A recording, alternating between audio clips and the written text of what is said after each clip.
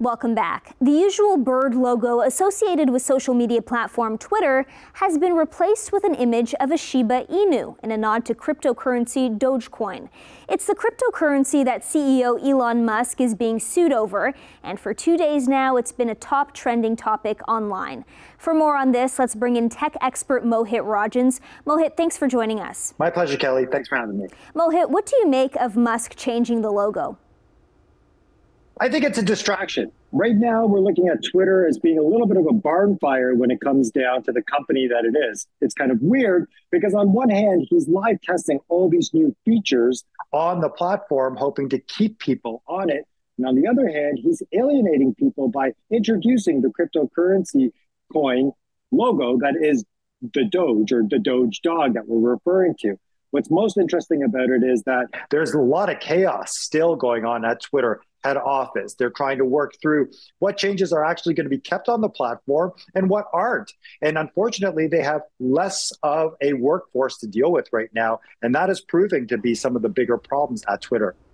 He's also removing the legacy blue check marks, and verification will now be paid for only. How will that change Twitter? Yeah, I think that's actually one of the bigger problems right now, this idea of paydification. In order for you, big or small business, big or small person, in order for you to verify yourself on social media platforms, including Twitter moving forward, you will need to have a blue check that you will have to pay for. And that's troublesome for media companies, for politicians and teachers and people that have built a business on Twitter. The other problem with this is you don't really know what you're paying for. Are you paying for a blue check mark? Are you paying for the legacy your brand has?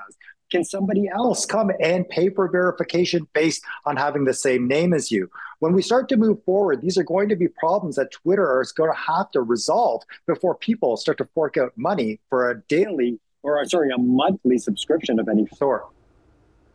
What are the recent stats on Twitter use in 2023? Twitter use is up. And that is one of the bigger problems here. On one hand, I have advertisers who I say, no, you got to avoid the platform right now. But it has 200 million monetizable users and close to 400 million daily active users. That's a big market, Kelly, when you think about how much needs to be addressed. Look at the news, look at information. You know, reporters can't quit Twitter. We can try to, columnists and myself and writers and stuff, we can try to engage on other platforms, but right now Twitter still has a stranglehold when it comes down to at least its relevancy in the way that it is able to bring people together. You know, I was just on Twitter Spaces last night with a bunch of developers, and they were having a great conversation about another app. And I thought to myself, why are we on Twitter Spaces talking about this? It just goes to show that there's still a large community that gathers on this platform, and they're still not going away despite some of the problems. They're really not finding their groove in the way that they can integrate themselves with this new version of social media that's out there. So my worry is, Kelly, that this is going to be a legacy piece of social media that isn't going to be protected the right way. And unfortunately, we're going to lose a lot of history in the process. Thanks for joining us, Mohit. Always a pleasure. Thanks for having me.